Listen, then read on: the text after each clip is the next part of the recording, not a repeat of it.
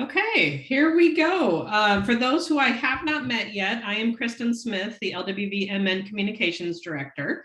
And it might be a little bit strange because I'm going to be, my camera's over here, but my monitor's here, and I like to be able to see things a little bit larger. So if I'm not looking right at you, hopefully that's not going to be bothersome at all. But here we go. Can everybody see the August Academy Communications 101 on screen? Just want to make sure that's up for everyone. All right, well, here we go. All right, so first of all, the August Academy, I don't know if you've attended any other sessions that we've offered this week, but in general, the purpose is really just to provide an opportunity to have more regular ongoing training programs and networking opportunities for both league leaders and interested members. And we kind of have three main goals that we're looking for to do with this training. The first thing is just to help orient league leaders to their roles and how to access and use the resources that LWV US and LWVMN offers. We want to help establish relationships for ongoing networking among leaders. So later on during our program today, when we enter the discussion and kind of networking phase, I'm hoping that you'll start to see some familiar names, some familiar faces, and can start to strike up offline conversations with those leaders. And the third thing is really just to answer some questions you may have and to seek some feedback for how basically the state office can best support league leaders and members. So those are our goals for this training. So the overview kind of looks like this. I estimate about 45 minutes for the actual presentation. And then I've set aside kind of the other 45 minutes in two chunks, which is really our networking, sharing, discussion piece, and then a final Q&A and wrap up. And just so you know, you don't have to worry about scrambling and taking too many notes because I'm going to provide this presentation after the fact along with the recording, and it's fairly well annotated. So I think anything that you were looking for or couldn't quite remember what was said, hopefully you'll be able to find that in this presentation. And you, of course, can always ask me after the fact as well. Okay, so, oops, thought I went too far. So just a brief thing about some other upcoming trainings that we're doing. Obviously, we're here in the August Academy. And so like I said a minute ago, our orientations are really to support new and existing league leaders. And it also kind of helps us get ready for a final election season push. I mean, this year is kind of a light election season, but in bigger years like in 2020, obviously when we have a lot of campaigns and things going, we want to really make sure that we get people oriented. We've made available the resources that we have. We've answered questions, and then everybody feels very supported and prepared going into that season. We also are going to be doing January Jumpstart, which is in January. And this is more geared towards all league leaders and members, but really kind of supporting the readiness for rosters, annual meetings, financial reports, advocacy teams, things like that, to help you get ready for the legislative session. And then the last thing is member monthlies. These may not be an every month kind of thing, but the idea is that local leagues have different times of the year where they do annual meetings and where they, nominate new board members. And so if August and January don't really work for that orientation period, then we can kind of pick those things up at other times during the year. And also if we have new initiatives that come down the pipe from LWVUS, we can give you updates on that, get you resources for that, things of that nature. So just stay tuned for more information about those when we kind of figure out the rhythm of that and how we're going to fit that in. All right, so then just kind of jumping in, the first thing I just sort of want to point out about just kind of staying in the know about what's happening just league-wide. Whether you're a communications chair or not within your league, I think it's important to just stay up to date with what's happening, the information that we're pushing out at the state level, which has trickled down from what's happening at the national level a lot of times. And so the first thing is really to subscribe to our all member news. I've included a link in this PowerPoint presentation, and when we do our website tour in a little bit, I'll show you where to find that. And we also have other publications like for action alerts, Capital Letter, People Powered Fair Maps, and Voter Service. These are other things that can be subscribed to. Even if you don't work in that specific area, it may be informational, or it may be nice for you to know that, oh, in the Voter Service call, they're going to be talking about these 4 things. And as a communications chair, maybe that's something that would be helpful for you to distribute to other league members, that kind of thing. At the LWVUS level, you can subscribe to their league update. I think it's monthly, I want to say. And that's just kind of all the updates nationwide, like what's happening at the national level. And a lot of times when they're announcing new programs and initiatives, those things come out in the league update. And so I subscribe to that, of course. And so that's where I get news and updates about what's coming. And then the last thing is just ask me. There's going to be a lot of information in this presentation. I do not expect you to remember all of it. So if you have a question about something, or if you need guidance in some way, just please reach out to me. My inbox is always open. The other thing I kind of stuck in here at the end here is that I am also available for consult on website platforms or design reviews. This is something that several leagues over the years have asked me to do, to kind of understand what the choices are out there. Maybe they're getting ready to establish a website for your league, and there's just a sea of options out there. And I know that it can be hard sometimes to decide, well, what would be the right fit for our league? So I can help you narrow down those choices and give some recommendations about what I think would be a good fit for what you're trying to do, that sort of thing. Likewise, if you have some pieces that you've designed internal to your local league and you want to make sure that it adheres to our brand standards, or you just have maybe some questions, or maybe you're looking for some suggestions about how to make a piece more effective, for example, I am happy to help consult with you on those things. So just kind of an FYI in the background there. All right, so now we are going to move into our website tour. So I've got it open here. So basically, the first thing to know is overall, borrow, borrow, borrow. What I mean by that is we have put a lot of time and effort into creating a website that really is a centralized place for all of our institutional knowledge, and we're building on it all the time. So if you are putting together a communications piece for your league, or you're working on a newsletter, or you're developing a piece that is targeted at the public or your local community, and you need some talking points, you need some data, you need a blurb about something, go to our website, because more often than not, you might find the information that you're after, and you can take it right off the website and use it in your pieces. So what we're going to do now is I'm going to take you on a tour of the website to just help you understand some highlights, some areas where you may not have discovered before. Just make sure that you understand what kinds of content we have out there, where it's located, and what resources are there for you to use. So here's the homepage. The first thing to kind of note is right at the top, this is sort of our featured highlights section. So anything that we have that is very timely, is kind of an initiative that's top of the pile. In this particular case, obviously we have redistricting, it's a big thing right now, the lawsuit that we signed on to, and then our youth civic engagement program. Those are kind of like the three things that are kind of top of the bubble right now. So that's what we usually focus on this section for.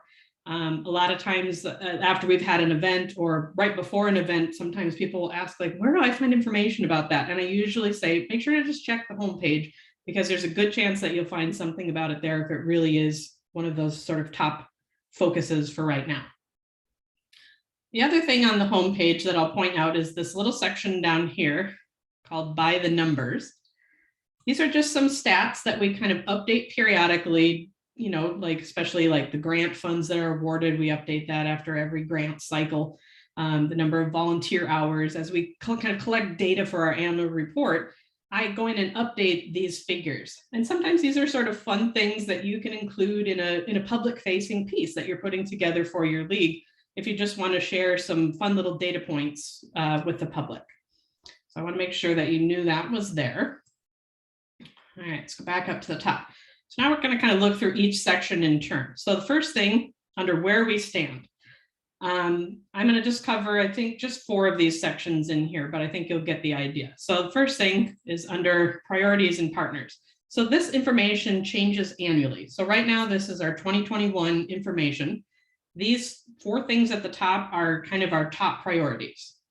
Underneath that, there's usually some kind of other priorities we're working on, and then any partners and coalitions that we're working with. This has been important in the past, because if a league is wanting to, say, get involved in one of these top level priorities, but they're not sure who would be an obvious, organization to partner with, you can come and look at this page and see who we already have established partnerships or coalitions with and reach out to them to work on those events with you. So that's that page.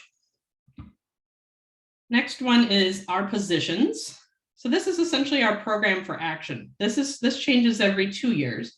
So this will take us through the end of 2021, and then we'll be updating it for the 2022-23 biennial. But this first graphic here, this is our program for action as a PDF. So you can download that. That is the full look at all of the league's positions. This middle document here is just a high-level summary of some select positions. And then this one on the right, the impact on issues, this is LWVUS's program for action. They call it impact on issues. But essentially, you're going to see a lot of the same information in these three because obviously our positions are derivative of US's positions. And then we have just some kind of core issues underneath here, which these are pretty much linking to the pages within this section, but in case you wanted another way to get at that information. Then one of our priorities, as you may have seen from the first page, was people-powered fare maps. This, of course, is a hot topic right now. We are heavily involved in this at the moment, and we've recently made some updates to this page. That's why I wanted to include it in my highlights here. So right at the top here, we have campaigns and programs. So Our Maps Minnesota is one of the campaigns that we're working with. And then, of course, People-Powered Fare Maps, which is an initiative of LWVUS. So there's just a little more information about that. But if you scroll down just a little bit more, if you're curious about what redistricting is or how does it work, I suggest taking a look at this Welcome to Hexland presentation. This is something that Nick Harper put together. It's really fun. There's this little kind of district called Hexland. And so he kind of walks through in a series, I think it's 6 videos, of what redistricting is and how it works. And so that would be like a nice overview if you're curious. The other thing is the action kit right over here on the right. This is kind of designed as a public facing section of the site for people who are interested in redistricting and their question is, what do I do? How do I make a difference? How do I help? So on that action kit page, you will find tons of content in there and action steps, things that you can do today. If you wish to get involved with that initiative. And then the last thing we're going to highlight in this section is the Restore the Vote page. This is just kind of an example of one of our priorities as a page that's kind of fleshed out. Everything that we sort of know and wish to share about this topic is on this page. So again, if you are getting involved in Restore the Vote in your local league, or you want to put together some type of handout or postcard or materials about this topic, then look no further than this page. I'm sure you'll find everything you probably ever would want to know about it. We have just like an overview, historical context, who's eligible, what does it change, some legislation that you can follow and see what's happening, and then litigation, and then just some other resources. So as we get involved in these different priorities, we generally build pages very similar to this where you can come and find out all about it. Okay, so moving to the next section on the website, the what we do. The first page we're going to look at is the League at a glance. One of the reasons why I wanted to develop this particular page is because the question that I got asked a lot from the public is, what does the League do? And it can be kind of a complicated answer because, you know, everyone sort of associates us with voting in elections and helping voters get registered and things like that. But there's a lot of other areas that we do work, have done work, things like that. And I just felt like having a glance page would really help people process the League overall. So the first section is our state and local advocacy. Then we have our voter engagement. Then our civic education, and then member enrichment. And so as pages are developed for the website, for example, let me go back up slightly, the new citizen ceremonies. I get asked about this a lot. How do I get involved? This is a wonderful thing that the League does. As we get closer to developing a page for this, eventually there will be a button underneath here where you'll be able to go to that page and learn more about it and how to get involved. Right now that hasn't been created, so there's no button, but just so you know that as there are buttons available here, that means that we've built something for you to go to and to look at. Scroll back up here. All right, the second thing is just kind of looking at the 2 task forces that we have listed under here. This is going to change a little bit because there's additional task forces that aren't listed there that are more seasonal based. But what I'm going to be creating is a task force landing page so that you can see at a glance, again, what all the different task forces are, what season or time frame do they normally operate in, and get more information about it and how to get involved. So that'll be changing a little bit. And then the youth civic engagement is just under here as a pullout. It is also linked under the at a glance page in the background, but sometimes like during this time of year when we're accepting applications for that, I want to make sure that's a little more prominent. So that's why it's in the menu right now. Okay, so moving to our for voters section. This section of our website is really directed at the public. We've got some 2020 election statistics just as an informational thing. A lot of kind of interesting stats that we collected throughout using Vote 411 during the last election season, things like that, response rates, demographics. So just some interesting things out there if you care to look at it or want to include that in your materials.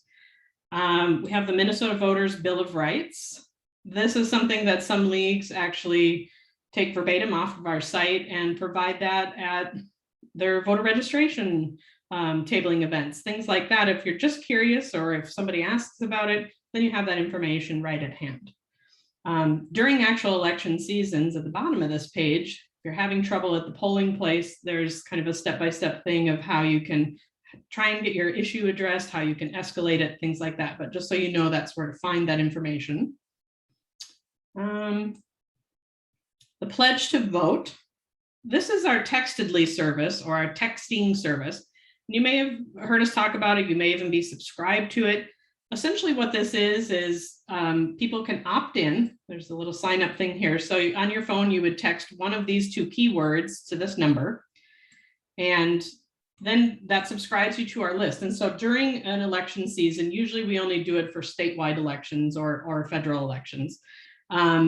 Then you're getting reminders about key dates in the election process sent right to your phone. The kind of full narrative version of it is on the website. So for example, when this was, of course, the 2020 election, but on November 3rd, we would have sent out a reminder text that said, hey, it's election day. Make sure to get to the polls, click here for more information. And when they click that link, this is the page that it brings them to. And then of course it has kind of the full narrative breakdown of here's what you can do. Here's links to, the Secretary of State's website or Vote 411 or anything that we think that might be helpful to get them to a station to cast their vote, etc. So that's the textedly service, and you are welcome to use this within your local leagues, encouraging your local community to sign up for this service so that they are also reminded of these key points in the election process. And then the last 2 pages are really just kind of helpful things. There's one about civil discourse, what it means and how to engage in it. And then the other page is about knowing your news and specifically how to spot fake news and to minimize overload. These 2 resources we developed, again, with the intent of either the public finding it on our website or for local leagues to take this information and use it with their local communities to just help voters navigate an election season, especially if it's a more contentious election like 2020 was, and how to talk to people that have differing political views than you do. Just any kind of resource like that we thought might be helpful, we sort of put into these 2 pages. So again, you are welcome to use that for your own purposes. All right, I'm going to head to our next section, which is the local leagues section. So the first thing here is this is our kind of, I call it our league directory. This is all of the leagues in Minnesota. And so each one has a page. So let's pick on Edina today as an example. So you'll find the same kind of informational sections on each page. So you'll see what communities they serve, their contact information, so their website, email, some leagues have a phone number, all their social media accounts, anything like that. If we know of a join page, we link to that. And then of course we list the officers and board of directors for that local league. And then over here, the little graphic kind of shows in general where the league is located. Now this yellow pin means that it's within the Twin Cities metro area. So if I go back, let's look at something in greater Minnesota. Let's look at New Ulm, for example. So here's where New Ulm is. And so that's just kind of a visual help if somebody is, I mean, obviously if they live in New Ulm, they know where New Ulm is. But if they're in maybe a surrounding community and they're not quite sure, you know, what that is, they have a little visual reference on that map. The next thing is our interleague organizations, or ILOs. We have two. So the Council of Metropolitan Area Leagues, or CMAL, and the Upper Mississippi River Region, or UMRR. So this page is just information about what these two organizations are, who's currently on their board or who's leading these efforts, and then how you can contact them and or get involved. Next page is our services for local leagues. So we have this split into two columns, LWVUS's support role and then LWVMN's support role. So I'm not going to go through this whole thing, but basically if I just click this button here, you'll be directed to the US website. And you can see that there's a pretty decent sized table of contents here. And as you click into each one of these things, you'll get a lot more information about what's underneath it. But if you're ever curious at a local level, if there's something that you think that US can support you on, go to this page and look around, dig around in here a little bit and see if there's something in there that you can take advantage of. Over on the Minnesota side here, again, I'm not going to read through all of these, but just so you know where to find this. This is just kind of a high level view of all the services that are provided at the state level in support of local leagues. And so you can kind of see what's down that list. And then we have a section down here about plan for the future. And so one of the last things on here is, and it's kind of the point of doing this training as well, is we want to know your ideas and your wish list. What are the things that you don't feel like you've had any training on, or when you find out about it somewhere else, you're like, well, I didn't know that the state could do that. So just things like that. I'm hoping that a lot of that will come up in our discussion today, but anything that you would like to be able to do within your local league and aren't sure how to go about it, just check in with us and we'll see how we can support you in that. And then the last thing under local leagues is member resources, which is one of the big sections for this orientation. So I'm going to come back to that actually. So for now, let's just move on to our centennial. A lot of this is mostly done now, obviously, because our centennial spanned 2019 and 2020. However, we've left some things out here because there's still some useful stuff here. The first thing is our traveling exhibit. This is a collection of 12 panels that has been traveling around the state for the last 2.5 years now, and will conclude at the end of this year. So at any particular time, if you're curious where our exhibit is or has been, you can click into this page and here's the schedule for 2021. So for example, right now, you could view our exhibit in St. Cloud, Caledonia, or Austin. You can also view it electronically online. There's a little link here about viewing it virtually. And then just a little bit more about what the exhibit is. Here's kind of an example of what a few of the panels set up look like, etc. Then the next two exhibits that are listed in here are both at the Minnesota History Center right now.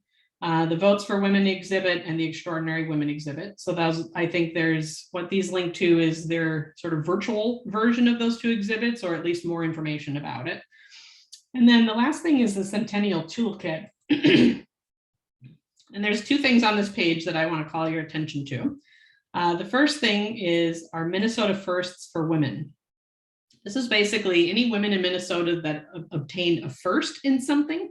For example, right here at the top of the list, Pamela Alexander was our first African-American woman judge in Minnesota. So you can see that there's a long list of people and things on here.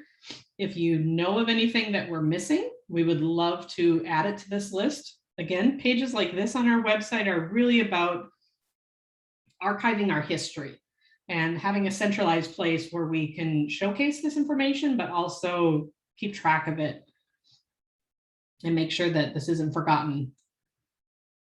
The other thing on the Centennial Toolkit I want to point out is under the section called timelines. There's two timelines out here. The history of voting rights in Minnesota is something that we worked on putting together. So if you, again, are doing some kind of an event and you want to showcase more of the voting rights or league history, there's a whole timeline in here of interesting tidbits and facts and history to explore.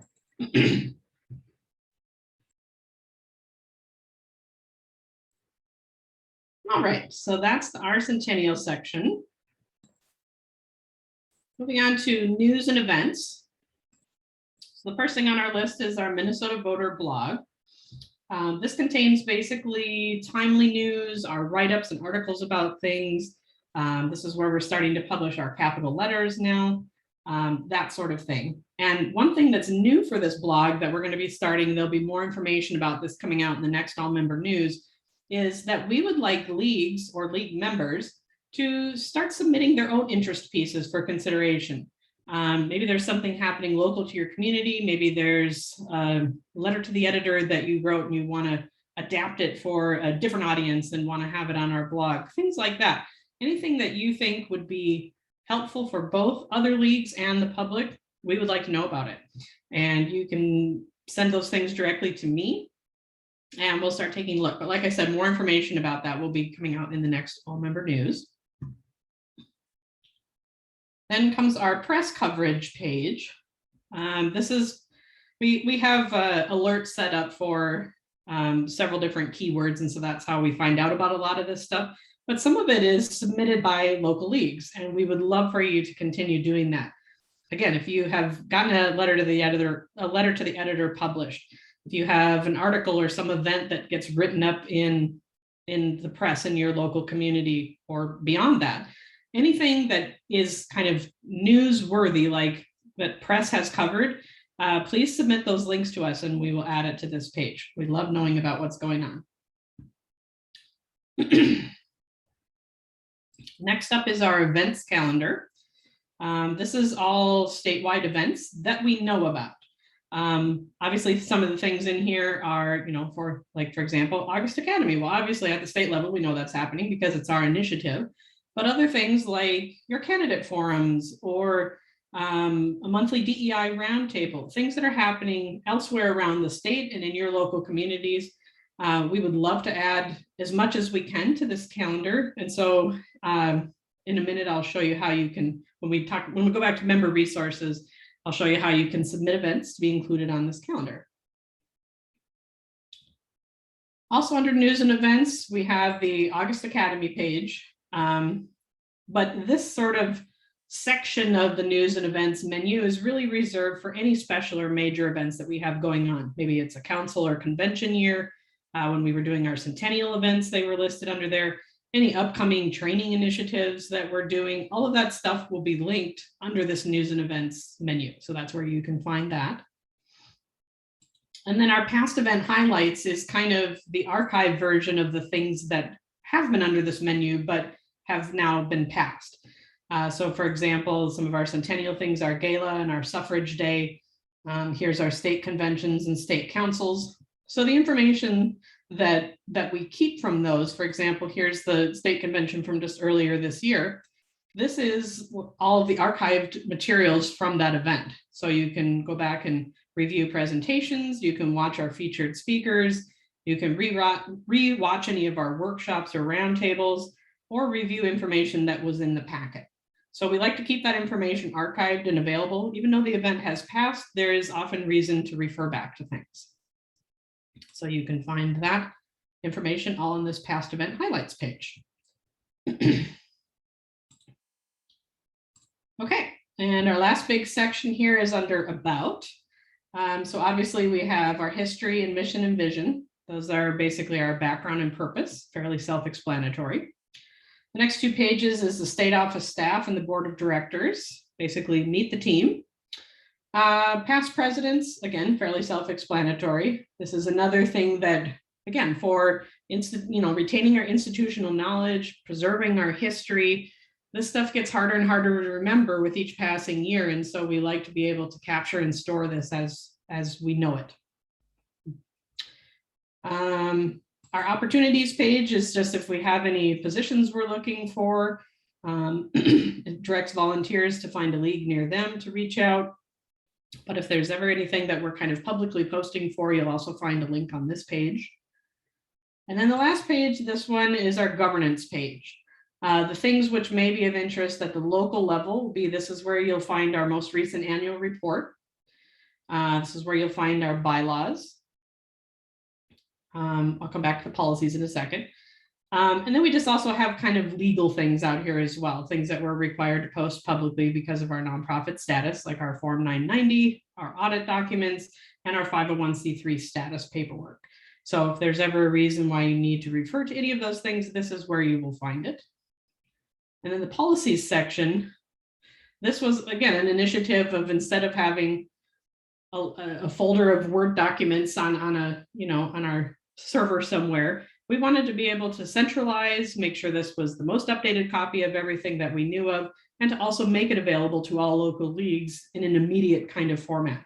In doing this, you don't need to reach out to somebody at the state office or wait for a response to a phone call or an email. You can go right out here at any time and find the policy or information that you're looking for. So we kind of have things sorted by category. So hopefully that makes it kind of easier to zero in on what you might be looking for. Then just a couple of the buttons here at the top. Become a member, obviously our join page, our donation page, and then our subscribe page, which I'll actually show you. So say, for example, at the beginning of this presentation, when I was talking about All Member News and some of the other publications that we have, if you maybe have a new member joining your league, or you're not sure if you're subscribed to things, you can just fill out the information at the top of this form and then check whichever publications that you would like to subscribe to here at the bottom of the form, and then just submit it. And then it will sign you up for those things and you'll start receiving that information. Okay, so now the last section, which is the one that we're returning to, is member resources. So this is kind of the, this is the party hangout for local leagues. We're going to say that. So this is pretty much everything that we think members and league leaders will need to know all in one spot. And it's worth mentioning that one of my upcoming projects is going to be to kind of overhaul and reorganize this a bit. When we were building the site, it was kind of just a matter of like, let's just get everything out here in one spot and we'll evolve this page over time. But I'm getting very close to evolving this page. And what I'm going to be doing with it is making it more visual instead of just a bunch of text links. You know, this is kind of a utilitarian approach to it, and it works, but it's kind of hard to process as you scroll down the page, which I'm sure you'd probably agree with if you've used this page a lot.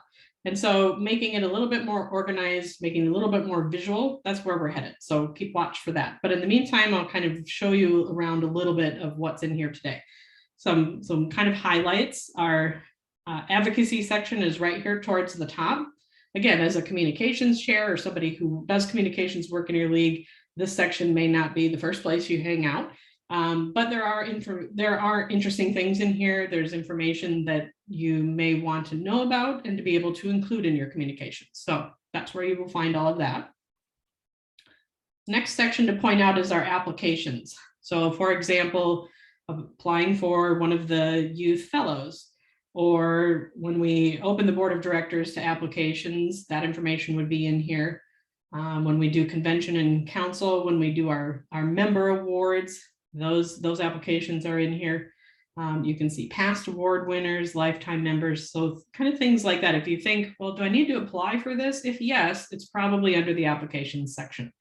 And then the Martin and Brown grant here, there's a voter service section at the bottom of this page where that got relocated. But at least if you get to the application section, it'll at least direct you further from that.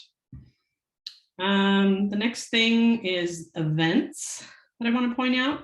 So when we were talking about the state events calendar a little bit ago, and I mentioned that it's only really as full as events that we know about. So if there's an event coming up in your league that you think should be on the state calendar to make sure that it's available for everybody, including the public, then just use this submit an event form and we'll get it posted for you. Next section is our league admin. This is something that this is kind of the league leaders section, if you sort of think about it that way. There's some things that you can do within our database, like updating the details of a member. Maybe somebody moved and they've changed their address. Maybe they've changed a name or a phone number, email, anything like any kind of data that would be in their profile can be updated from that form. The league leadership change form is the one that I was just prompting for recently. That's the same information that displays on each league's directory page on the website. So obviously it's important that that stays up to date so that we know that all the voter service chairs are being invited to the voter service call and all the advocacy chairs are getting invited to the advocacy call, things like that. If we don't know who those people are in your league, then we don't know who to contact and they might be missing out on important events or communications. We've got a couple handbooks out here. We have a new league member handbook we've just launched and a new voter service handbook we've just launched. Both of these were kind of covered and oriented in other sessions in our August Academy. Those recordings will be available on the website probably next week. If these are of interest to you, I would invite you to rewatch those sessions and get an orientation of both. Certificate of insurance request. This is another common one. This applies to any local league who is under our legal umbrella.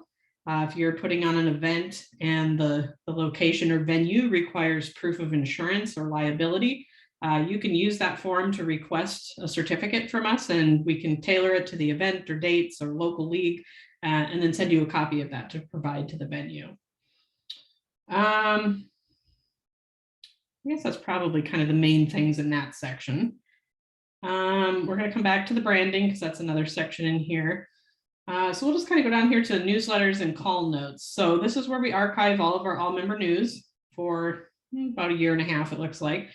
So if you've missed an all-member news or you know that it's an all-member news Monday, but you didn't see the email, you can come out here and check the website. I always post a link to these immediately when I send them, so it's available right away. If there's ever any special bulletin that we sent out, usually has things to do with litigation, things that are very timely. We post those special bulletins here. So if you want to check back on something you might have missed. And then just where we archive president's calls, advocacy action team calls, and voter service calls. So that's how you can access agendas and recordings for any of those three.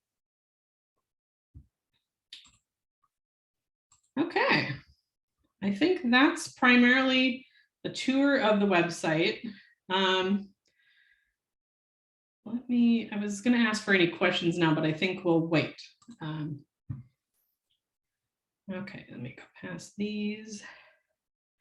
Okay, so let's move into our next section. Our next topic is all about branding. And I realize that not everyone here is probably a branding nerd like I am, so bear with me. But this is one of the things that I consult with or advise most with local leagues, is making sure that you all have the correct logos, the most up-to-date logos, that you know what the fonts and colors and things are. All of this is established by LWVUS. So it's not me sitting over here saying this is what it needs to look like. I'm just a messenger, but part of my job is making sure that we can maintain the league's strong brand. So as I've got here, a brand is only as good as it is consistent. A brand is something that builds trust and it educates people about what we do, no matter what level of the league you connect with, whether it's national, state, or local. Local leagues can have different events and initiatives. That's great. But we still need to have the same basic look and messaging to present a cohesive statewide and nationwide organization. So my example of this is always my favorite example. I don't know why. Is what do you think of when you hear Coca-Cola? If you thought a cursive logo in the color red, you're absolutely right. Their logo and their signature color is always the same. You know what to expect when you think of Coca-Cola. That's the power of a strong brand. Now, that's not to say that we need to be associated with a refreshing beverage, not at all. But the things that are part of the league's brand are nonpartisan voter services, advocacy, defending democracy, and civic education. So it's important that as we develop materials at the local level, that we develop materials at the state level, that we're all saying the same basic things, that we all have the same basic look, because the consistency is what really brings all of that messaging together. If everybody's just sort of doing their own thing and, well, I had a blue logo and I had a purple logo, then that's going to be very confusing. That message is going to get lost and mixed up with people viewing it. And they're maybe are like, well, maybe this isn't part of the League of Women Voters. It doesn't quite look like I'm used to their logo looking like. And so again, part of my job is to help you be successful with maintaining our quality brand. To that end, we have a lot of downloadable resources for you, like the local league logos. And I have a slide here in a minute about making sure you're not using the old logo. So I'll show you what those look like. The fonts and colors, the branding guide that LWV US developed. We have a flyer about LWV Minnesota. There's a PowerPoint template you can download and some high resolution quality images. So I'll show you that. That was the branding section. So we're back on the website under member resources. We scroll down to the branding section. So here's all of the Minnesota League logos. And I'm sure a lot of you already have these downloaded because these have been out for a while. But if you are new to the league or new to your local league, this is where you can find that information. So basically this page brings you to the US website. You would just scroll down and find your league in the list. And what it'll do is just download a logo pack for you. We have some centennial logos out here that kind of talk about 1919 to 2019. We have some social media logos and avatars. Here's the brand standards and brand colors. There's two fonts that are primarily used. Merriweather is this font, and Lotto is the rest of this font. So all the rest of the text. So that's what those two look like. Here's a PowerPoint template. Here's our overview of the league. This is our little kind of flyer that talks about, here's sort of our unified message. This is what we do. Here's our history. Here's the local leagues across Minnesota. So you are welcome to use this information and adapt it for yourself. And then later in this presentation, I'll show you how you can ask me to help you develop things like this for your local league. All right. Oh, and then the last thing I want to show here is the US Flickr site. So Flickr is a photo sharing website, if you're not familiar with that. This page is maintained by US, and they have lots of different albums out here, as you can see, different events, kind of sorted by topic and date. All of these images that are out here are free for us to use within the league. So if you are, for example, this girl right here, this Vote 411. She was part of our website for quite a while when we were during the last election cycle, when we were kind of advertising Vote 411. So she was the splash photo on the front of our website. And I grab a lot of things from in here. Number one, because the images, there tends to be a large variety to choose from. They're usually really high resolution, high quality. And they offer a wide variety of activities and events and people. And so, if there's something in here that you would like to use for your local materials, I realize that sometimes they aren't actually people that are in your local league. And so sometimes that can be weird, but there's also generic photos of things like, a rally or something with a bunch of signs posted up, or like the image that's on the front page of our site now for Fair Maps. This is an image that I grabbed in their gallery. So just another resource to keep in mind if you're looking for some imagery to use for your project. And the last thing, like I have mentioned, any questions or any guidance that you're looking for, I am more than happy to help. So just reach out to me via email and I'll see what I can do for you. All right, and so then here's just a brief overview of some old and incorrect logos, ones we are not using anymore, and the current and correct logos. So some of these may look really similar to you, so I kind of want to point out what's different about them. So if you look at the old logo, the LWV is flush with the top edge of this square. I still see this used quite a bit, and we're really trying to phase this one out. Similarly, these ones in the middle here, the letters are being partially cut off by this circle, and this one is backed in gold, which is not one of the logo colors. So those are not correct. And then this one, this is our previous logo before US redesigned it. It has a totally different font. Again, it has that square with the LWV flush to the top. So just as a reminder, kind of check through materials that you're using, email signatures, websites, make sure that none of those logos are in use. Instead, you want to be using these ones that are pictured at the bottom. So this first little pack of square and circle ones are kind of social media avatars, just a way that you can kind of use that for your accounts. Then there's just the LWV by itself. And then, of course, all of our local league logos. This is just the Minnesota one, but obviously your local leagues those names are listed underneath. Again, if you're ever updating some materials, maybe you've just taken on a communications position within your league and you're looking at all these materials and going, I don't know that I can tell what's new and what's old. Can you look at this and tell me which pieces need to come off and which things I should substitute in? Happy to do that. So just let me know. All right, so moving on to the next section is merchandise. This is something that we do a lot of. My first thing is like, this be ordering things for your local league that are branded.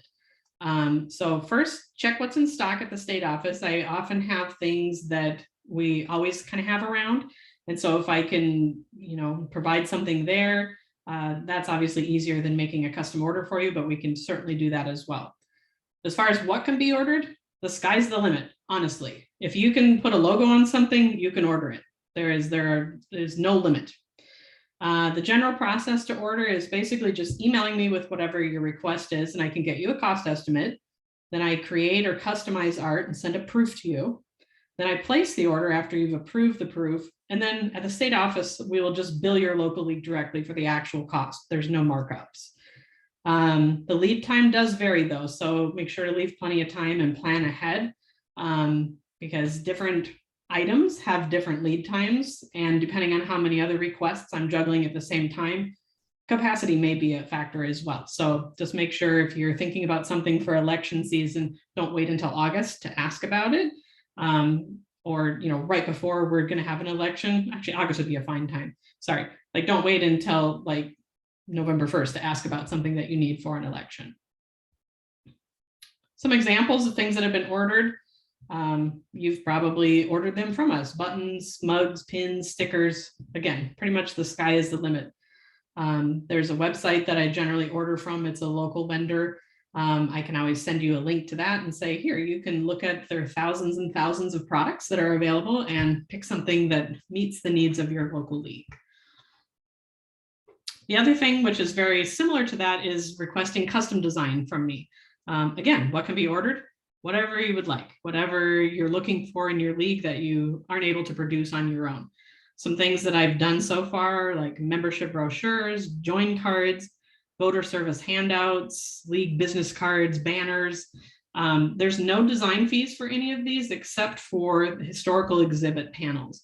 I've done some for Roseville, I think one other league that I can't think of at the moment. And basically that's a more involved project. And so we do charge a design fee for those, but everything else, that's part of my job. That's what I'm here for, is to support local leagues from a communications and design standpoint. Again, the process to order is the same as merchandise. Basically, you email me, I give you a price, create the art, have you approve a proof, then I order it, and then we just bill your league directly for the actual cost. Just like before, the lead time does vary. And then a question that I get a lot is, why don't we offer just standard or generic downloads? The reason is because pretty much every local league wants to do things a little different. They have unique needs, they have different preferences, they're addressing a slightly different demographic or something that's specific to their community. And so we had some standard downloads for a while, but every time somebody would download, they're like, well, but can you change this part? And so eventually I was like, you know what, just if you need something designed, just come to me directly, because it's easier. And then it allows me to individually customize them for your league and your needs.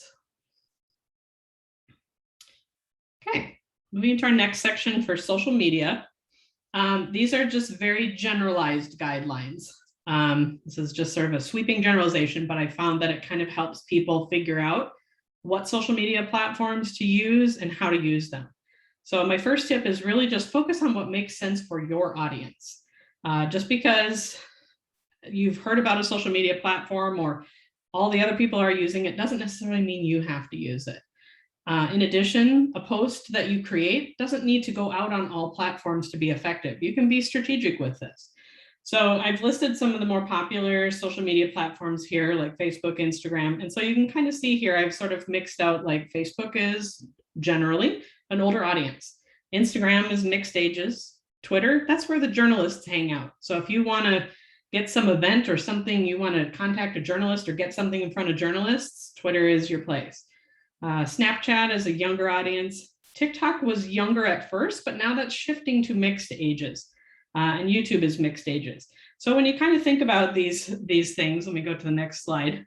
Kind of two things to sort of keep in mind. First of all, don't reinvent the wheel.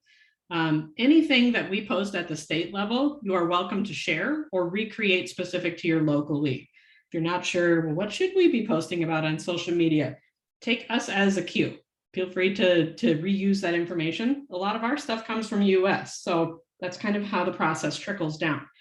And US often has social media kits for their bigger initiatives.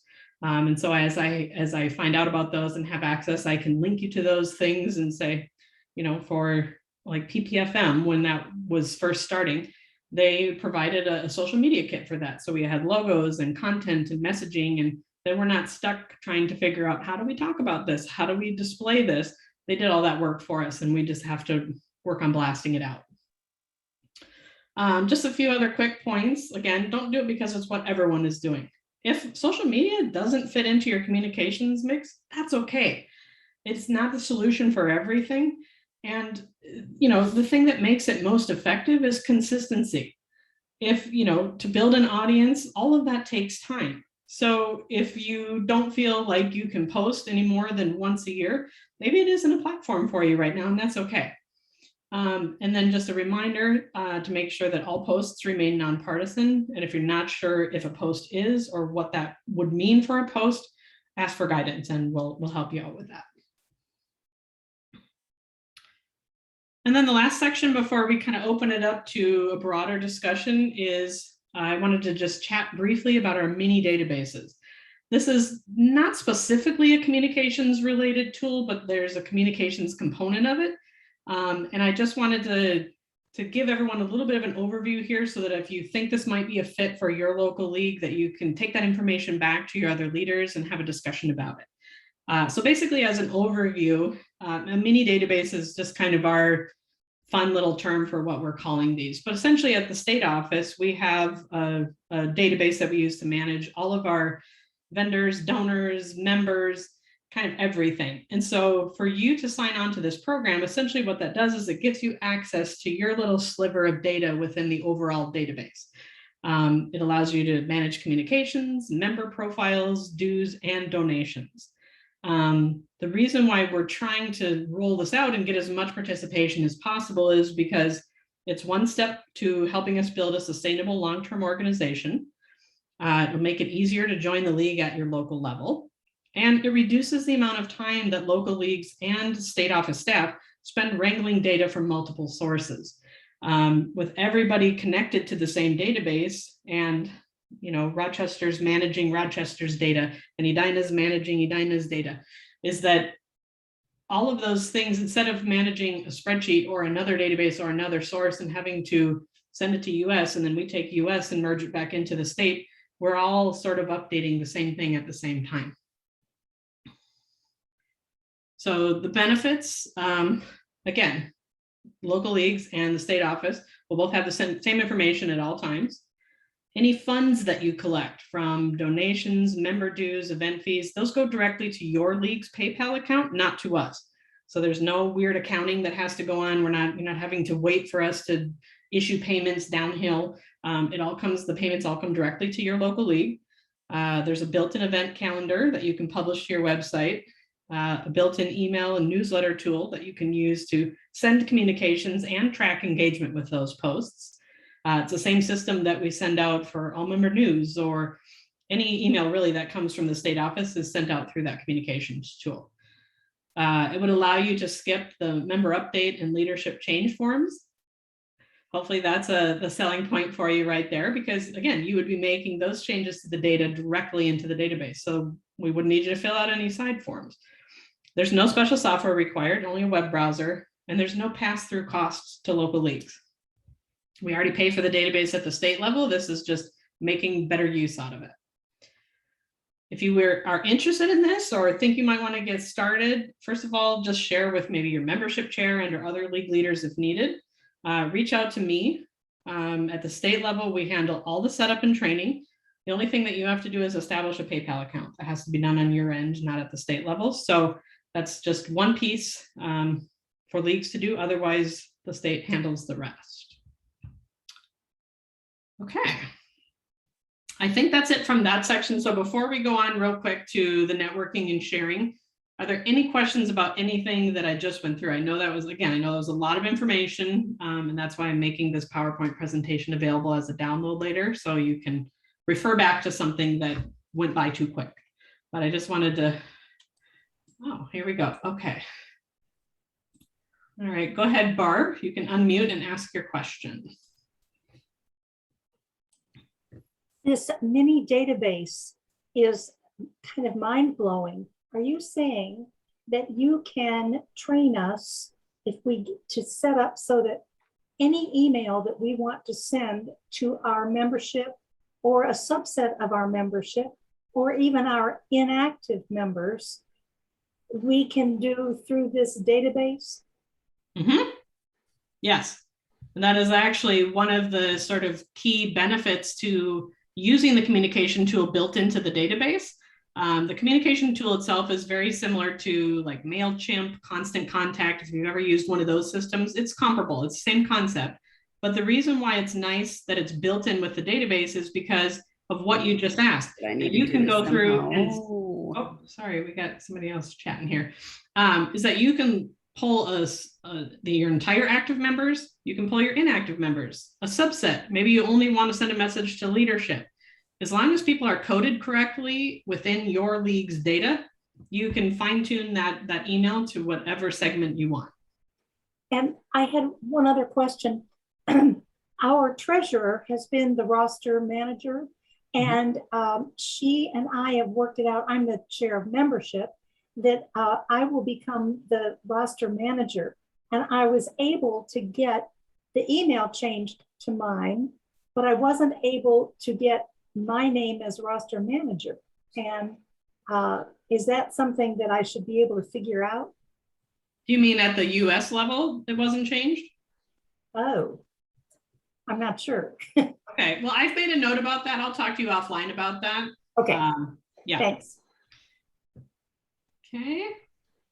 Any other questions? I'm just looking for anyone who's unmuted. It doesn't look There's like 2 hands raised, Kristin. Oh, sorry, I didn't even see that. Yep. Okay, let's go to Sharon first. I'm unmuted. I just wondered, we have our own website for our 3 areas that we cover here, and we have a PayPal account. What do you need? Would we need another PayPal account to work with this mini database? I guess I don't understand why we'd need PayPal associated with that. No, you would not need a separate PayPal account. What you have would be totally fine. The reason why PayPal account gets associated with your mini database is so that as people donate, renew their membership, provide dues for something, or pay for an event cost, all of that money comes right into your PayPal account. It's all part of like one integrated system. Okay, well, most of our people pay by PayPal. So I'm still a little confused as to how that works with the mini database, because, we get notified when somebody does this, the way our database is set up. So maybe it'd be redundant for us, I guess. I'm starting to think that. Okay, thanks. I don't think so, but again, I'll connect with you offline about it and we can chat more about how that works. Yeah. Okay, and then looks like one more. So Thana, go ahead. Yeah, Thana, I'm from Dakota County. And so we are a state unit. So that wouldn't apply to us. Is that correct? Correct. That wouldn't. Well, actually, no, you have access to the mini database at Dakota County. Yep. Yeah, we just don't. We don't have we can't do the PayPal account since we're not a local league. That is correct. Yes, your Okay. funds come in through the state. Yep. Okay, yep. All right. I don't see any other raised hands, so let's go ahead and move into our networking and sharing. I've just got some kind of guided questions to get us started here. So I'm curious to hear from all of you. What is one successful communications tactic that you've implemented in your league to engage your community, and why do you think it was successful? And as you start talking, or as I call on you, make sure to list what league you're from. Kristin, can we clarify on the question, when you say engage your community, do you mean not just the member community, but all the community at large, sort of? Yes, community at large, because I tend to think of the communications pieces that we create are really kind of public facing, public focused on some level, whether you're doing voter registration events or you're doing a civic education piece, it's the community at large that you're trying to engage. So that's sort of what I'm after. Great, thanks.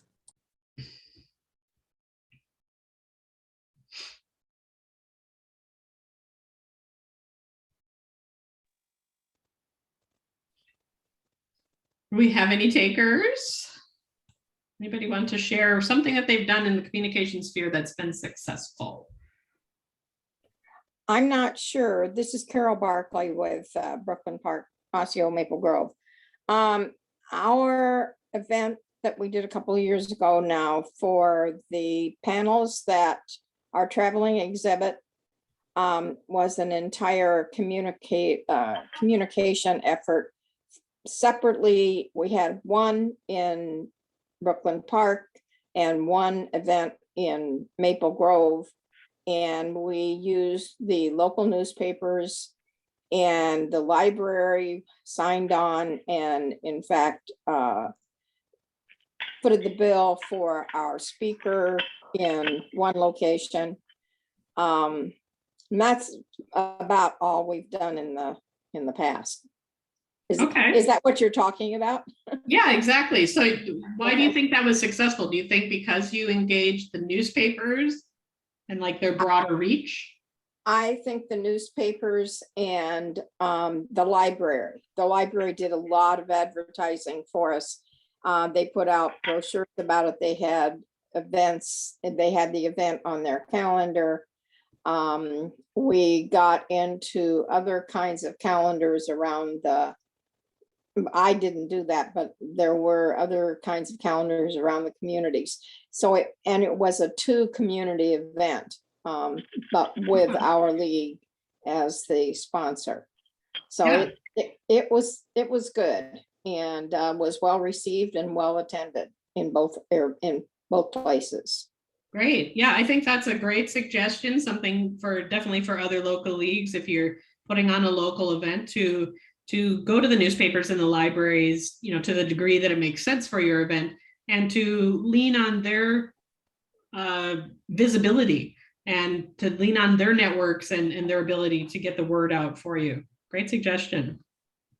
Sharon, go ahead. Yeah, we've got our own website, and because it's easy for people to just pull it up. We get weekly inquiries from members of our community.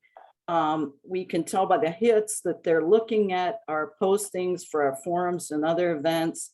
We are hooked into the state website, so things flow down to us, that we post or that the state posts. And that's been very successful for us. The other part to that is, of course, we use the local newspapers. Not everybody wants to be on the internet all the time, although it's getting more and more prevalent that people are contacting us that way. Great. And how do you think people are primarily finding your website? Are they getting like search. On a search? Okay, great. They just know about the League of Women Vote. When we do the forums, like they'll post them on our community, the communities will post them, like Eden Prairie has their website. We send it to the 2 papers that still exist, and we've got the one online from Eden Prairie.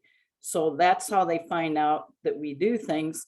And then plug that in as a search, and all you need to do is stick in, you know, League of Women Voters Minnetonka or something, and it comes straight to us.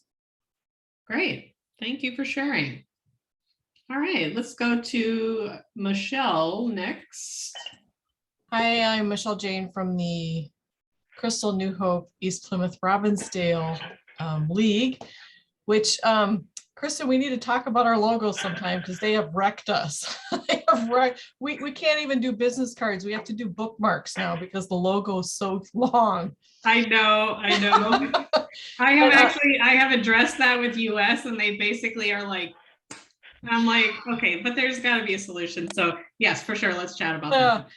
But one of the things that we did, there's two just very minor things that seem to engage people just a little bit more. And that was, of course, this year doing a lot of stuff virtually, we made sure we advertised newspapers, you know, every venue we normally advertise candidate forums, and made sure that people had enough time to submit questions to our email address prior to the forums. And that really engaged a lot of people. We were surprised about how much traffic we got just by giving them the opportunity to ask questions.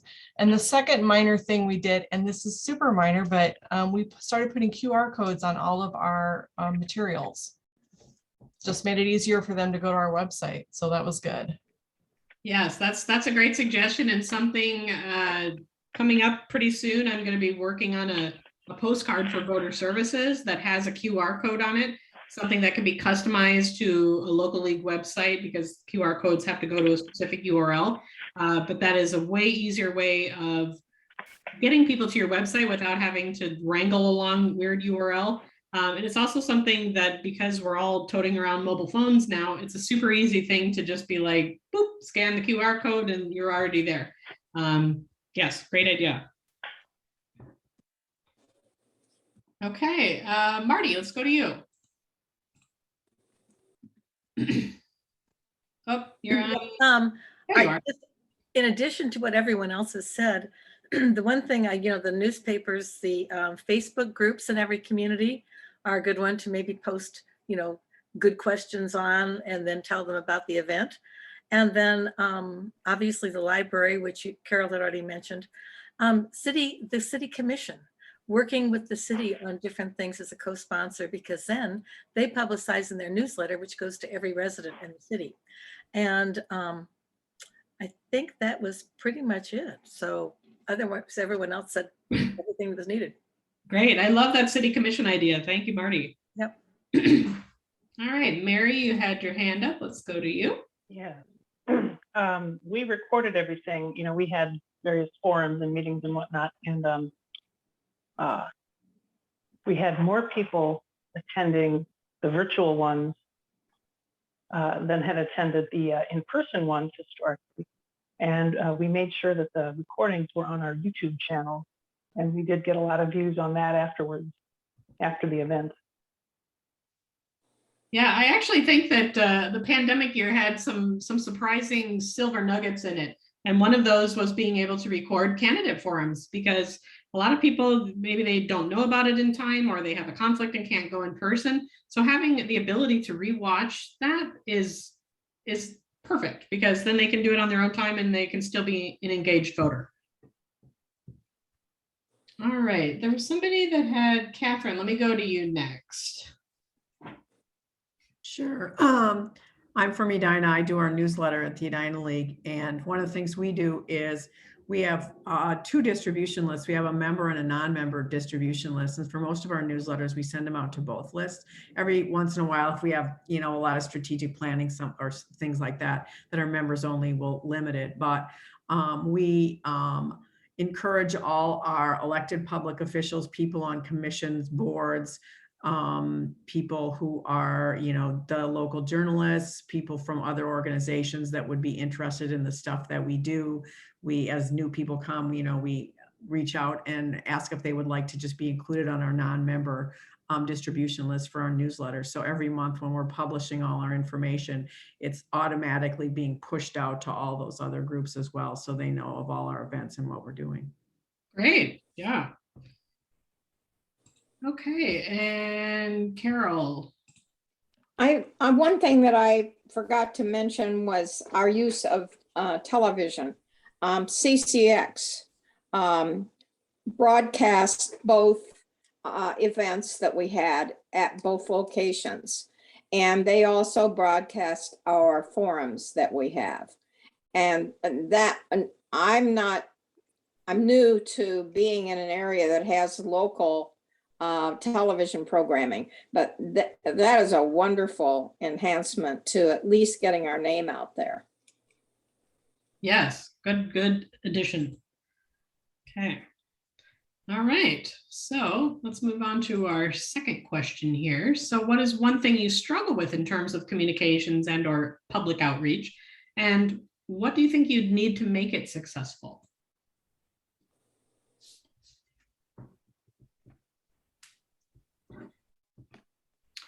Go ahead, Michelle. We have so many different avenues of communication now because we of course have some membership that is non-technical. And so that is the struggle, is that it's very time intensive to make sure that we are still mailing out hard copies to those people who want the newsletter that way. And I don't know how that's going to resolve itself. I think we're just going to keep at it, but that is an issue for us. Okay, that is an issue at the state level as well, so you are not alone.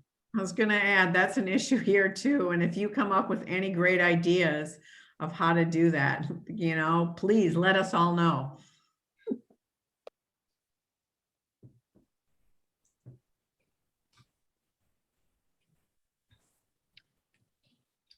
Okay, we're just looking for any other hands for this one. Marty, go ahead.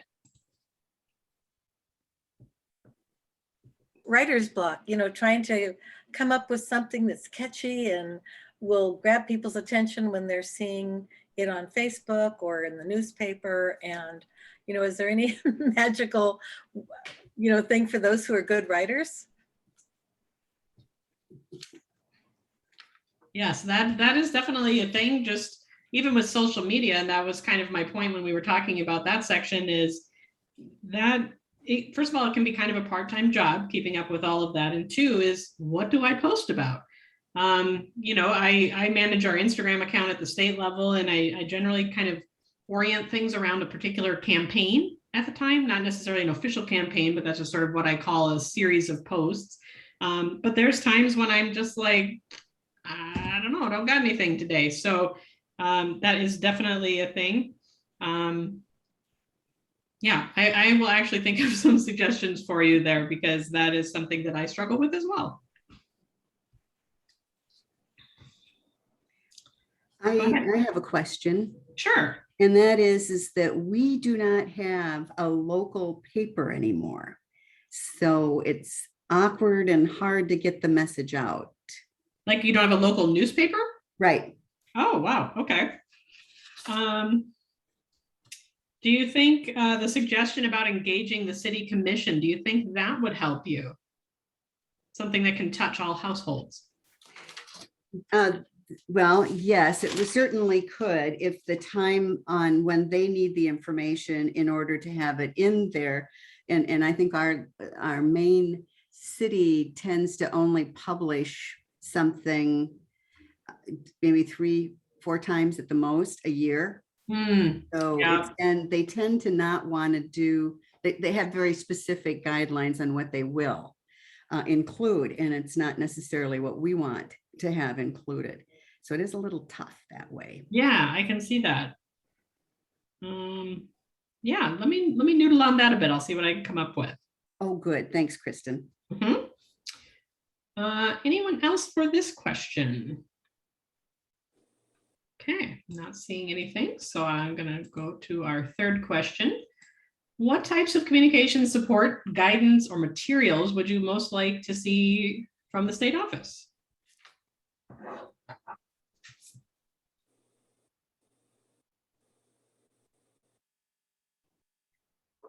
And I realize I'm putting you all on the spot by asking this right now. If you had any immediate thoughts, that's great, but you're also welcome to think on this and then get in touch with me later if something comes up.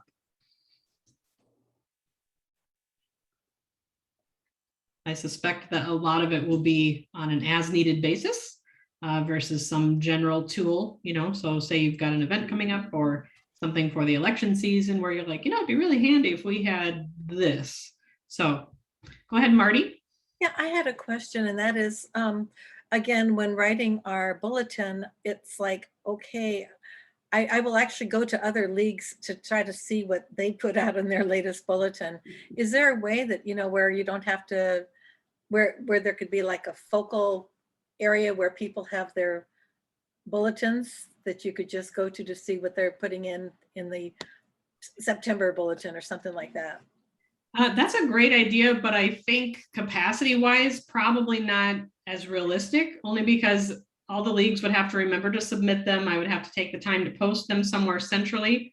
I think what would probably be a better option is to take a look at the blog on our website and to see if there's any recent posts or newsworthy things that you can share, you can add to.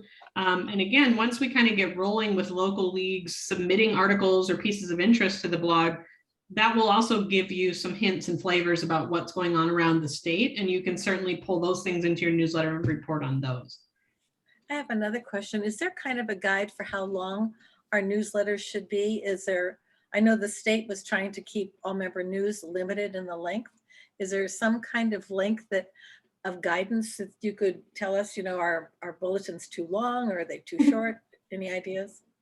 No, I don't think there's any specific recommendations there. All member news, we tend to try and keep those blurbs a little shorter just because it is an electronic newsletter and laid out more like an email. I don't know your newsletter that you're specifically speaking of, but if it's more of like a print layout, even if you're sending it electronically, you can get away with longer articles in kind of a more print format. So that's really just a medium thing. But no, I think they can be as long or as short as you need them to be. Thank you. Michelle, go ahead. So the newsletter, we are still doing a print format, obviously, because we have to. We can't do electronic, unfortunately. I mean, we send out a PDF to those people who want to receive it that way, but I would love it if somebody did a newsletter template. I mean, ours is just the most fussy thing that's been passed and patched and down through all the people who've done it. I would love a template. It would just be great.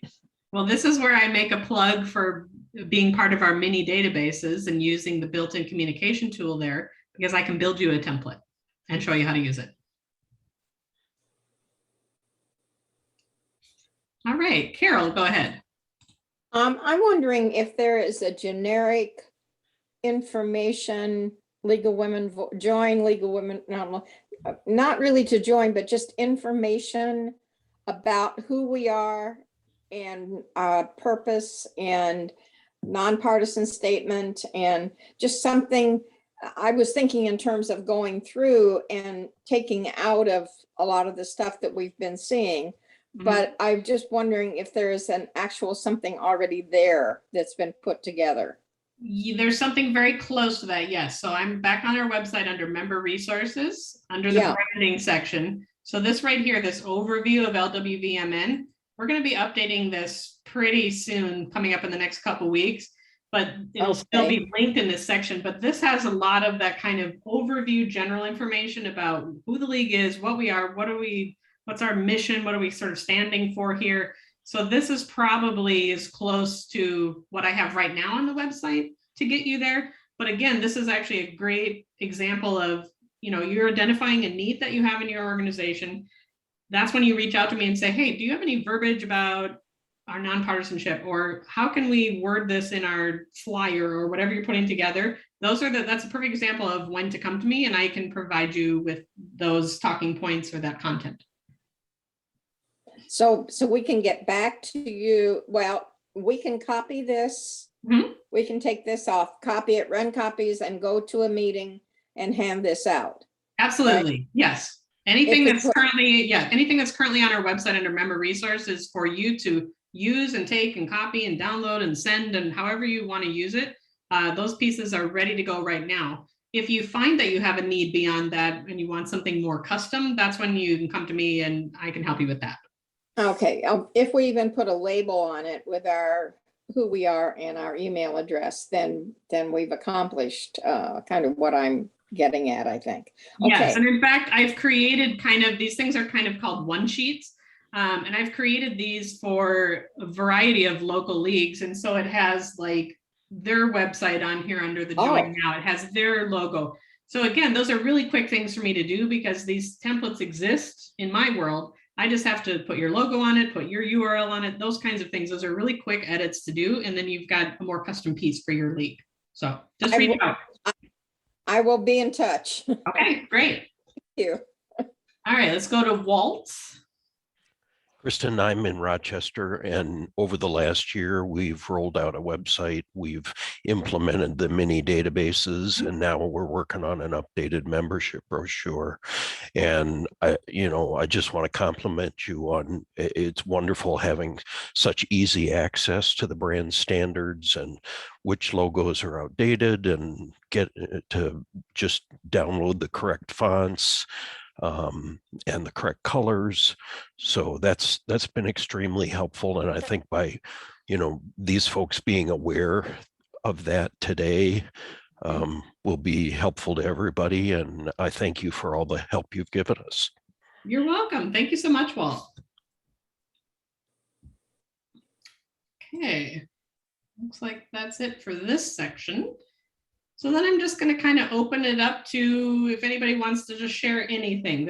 You've got a group of people here in our virtual room who are communications, membership, league leaders, maybe interested members, a variety of people in a variety of different roles. So this is a great chance to network and to, kind of build that relationship in other leagues that maybe you can collaborate on events or collaborate on ideas as well. So I'll just kind of open it up for anybody who wants to chime in. Kristin, I just wanted to call out that in the chat, Catherine has shared that they use MailChimp template for their newsletter and finds it very easy to use, and she's happy to chat with anyone about that, in case you didn't notice that in the chat. I did not. Thank you for monitoring that for me.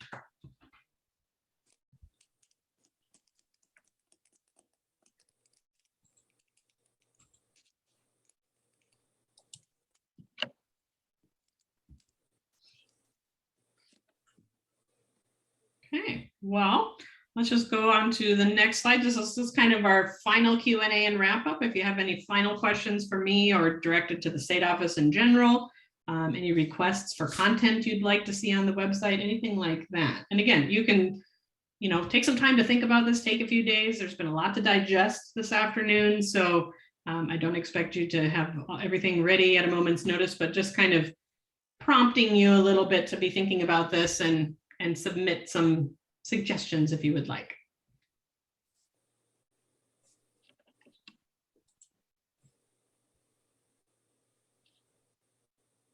I have a basic question. Sure. On the website, well, I'm new, so I'm new to the board, so I'm new to all of this. In the member resources, is all of that available to everybody? Yes. I mean, we don't have to sign in or? Nope, I am on the website right now. So under the local league drop down is member resources. This is a public facing page. So everything that you saw here during our session is available to you all the time. Yeah. Perfect. Thank you. Mm-hmm.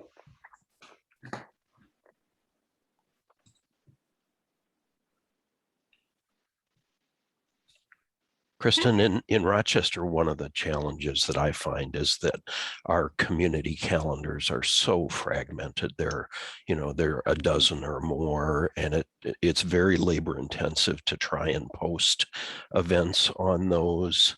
And I think the city suggestion was very valuable, but I just wonder what calendars are leagues finding to be most productive for them? Great question.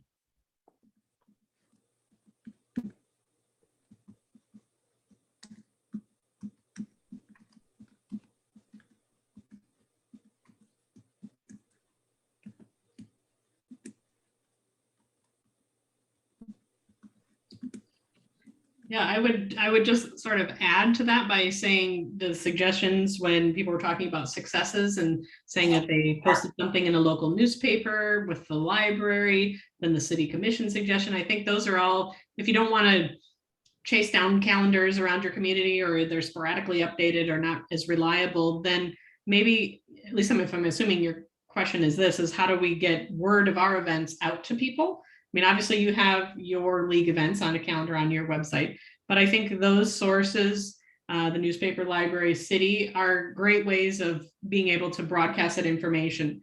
You can also consider community bulletin boards in coffee shops and local restaurants, if there's especially like forums or public events, public interest events. That'd be a good place to post that kind of stuff. If you want to really kind of aggressively go after campaigning for something, again, I'm using the term campaigning as just getting information out, maybe lawn signs or something like that, where, you know, people are seeing it repeatedly throughout Rochester, and they're like, we keep seeing these lawn signs everywhere that are talking about candidate forums or talking about the league or whatever. And so maybe there's a QR code and a URL on those lawn signs, and so people can get more information. And, you know, kind of the goal is to get people to your website. Once you have them there, then they can get the information that they need, but always a good idea to start them on your website.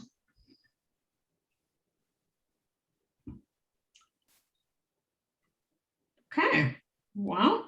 Kristin, there's a question in chat about how long it would take to be trained on doing the mini databases, and then how many from your local league should participate in that. The training is kind of, there's not one standard answer to that. It kind of depends on, there's different modules of the database, so there's different pieces that you can use. We don't generally start everybody with all modules at once because it's a lot. So we would probably start you with like, let's just start with like managing member profiles, and then we'll add member dues. And, you know, we kind of graduated in. So it's not that the training is super intensive. It's more that it's spread out over a longer period of time as we kind of gradually bring you on board. In terms of how many in your league should participate, I would say most leagues that are using our mini databases so far have probably 2, maybe 3 people.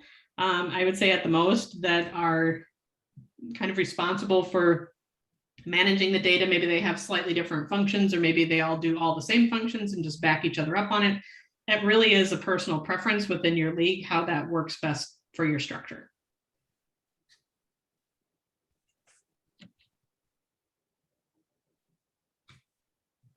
Okay, well, we're right about at the end here. Oh, go ahead, Marty. Looks like you got a question.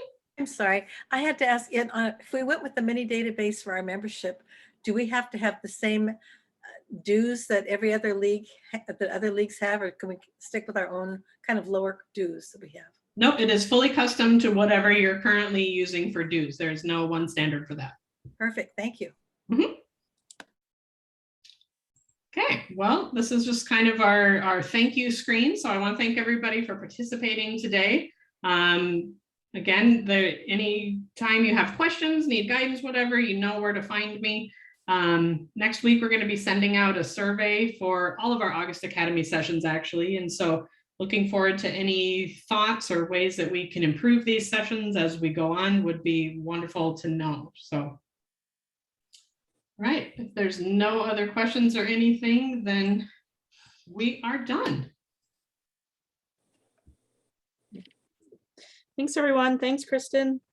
Thank you. Thanks. Thank you. Thanks, Marty.